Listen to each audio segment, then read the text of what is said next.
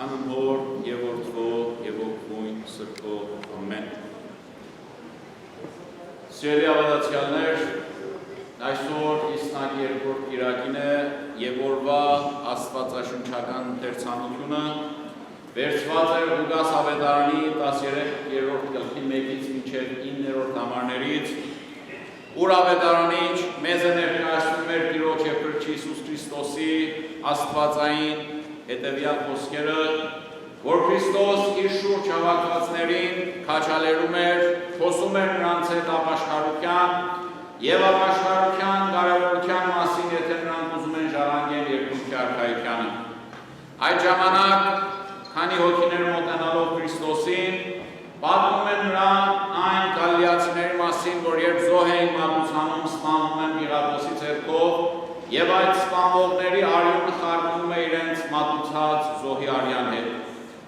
Եվ այն օրերի սիրելիներ, ժողովուրդ հավատում են, որ եթե այդպիսի դեպք է պատահում մեկի, այդ դեպքը մեղքի արդյունք է և նրանք մեղավոր են, որ այդպիսի մահ են ունենում, և Քրիստոս պատասխանում է նրան ըստ Լուկաս ավետարանչի. «Կկարծեք, թե սպանված գալիացիները մյուս բոլոր գալիացիներից ավելի մեղավոր էին, որ այդպիսի վախճան ունեցան, ոչ կասեմ ձեզի,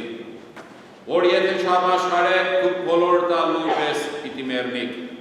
Կամ ինչ կմտածեք այն 18 մարդկանց մասին, որոնց վրա ընկավ աշտարակը Սիլովամի մեջ, և սպանեց նրանց։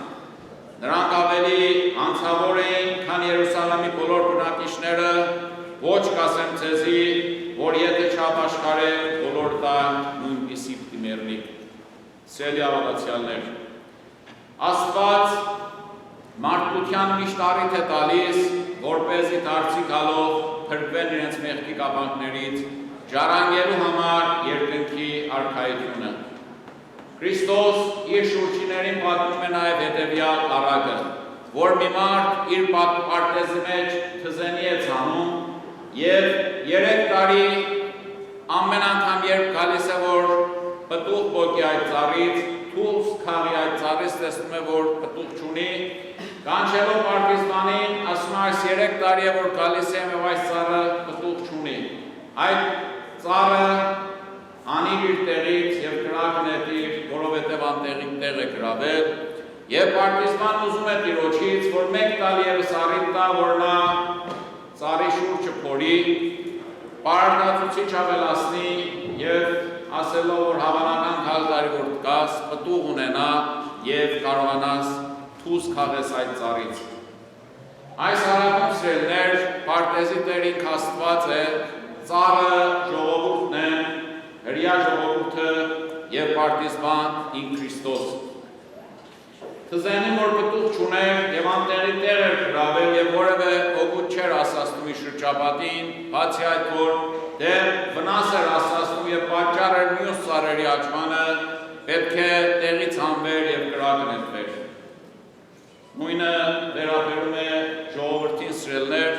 որ մենք մեր ապրած կյանքով եթե օգուտ պիտի չհասացնենք մեր շրջապատին,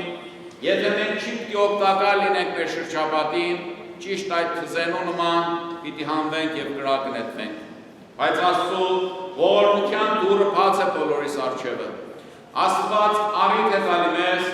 ինչպես որ Քրիստոս ուզեց Աստծուց, ինչպես որ պարտիզպան ուզեց պարտեզի Տիրոջից, որ առիթ տա, որպեսզի այդ ծառին 1 տարի ևս խնամ տանի, նույնպես էլ Քրիստոս Աստծուց ուզում է, որպեսզի առիթ տա ժողովրդին ապաշխարելու և երկնքի արքայությունը ժառանգելու։ Աստծու ողորմածությունը շատ է սիրելիներ, բայց նաև ունի իր սահմանը։ Եվ վստահ եք, որ մեկ օր Աստված մեզ բոլորս պիտի դատաստանի կանչի մեր կատարած մեղքերի համար։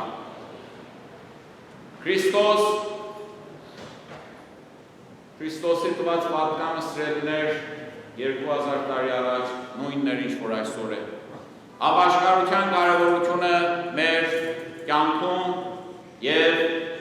ապաշխարելը, որ երբ հասնում է վերջի դատաստանը, երբ մոտենում է Քրիստոսի գալուստը, պատրաստ լինեն ժառանգելու համար երկնքի արքայությանը։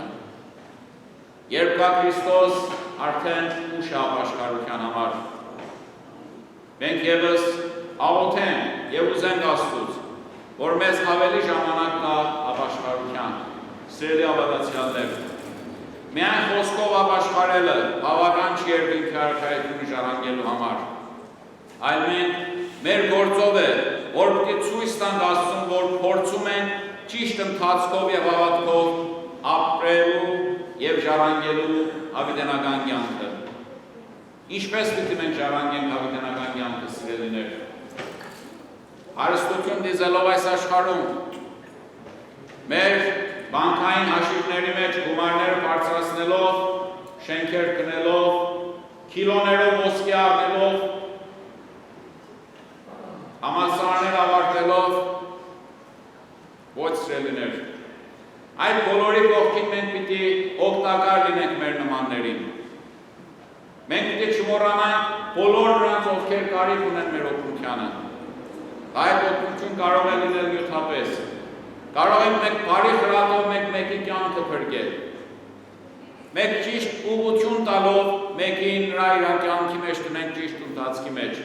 Նրան պատճառ դառնանք իր գործի հաջողությանը։ Եթե մեր եղբայրը ցեխի մեջ է, մեր ոտքը չտնենք նրա գլխին և ավելի խոթենք նրան ցեխի մեջ։ Նրա ձեռքը բռնելով բարձրացնենք ցեխի մեջից։ Եվ այն ժամանակ է, որ մենք պիտի դառնանք Հույսի որդիներ։ Այն ժամանակ է, որ մենք պիտի ժառանգենք երկրի արքայությանը։ Եվ այն ժամանակ է, որ մենք պիտի արժանանանք հավիտենական կյանքին։ Ինչպես ասացի սիրելիներ, հավիտենական կյանքի արժանանալու համար մենք պիտի օգտակար լինենք մեր նմաններին։ Մենք պիտի փորձենք օգնենք մարդկությանը։ Եվ այն ժամանակ է, որ մեր հոգիներից պիտի հեռանա խավարը և նրա փոխարենը պիտի լցվի մեր Տիրոջ և Փրկիչ Հիսուս Քրիստոսի քաղցրությունը, որով օրհնյալ եք այժմ և միշտ և հավիտյանս ամենից։ Ամեն։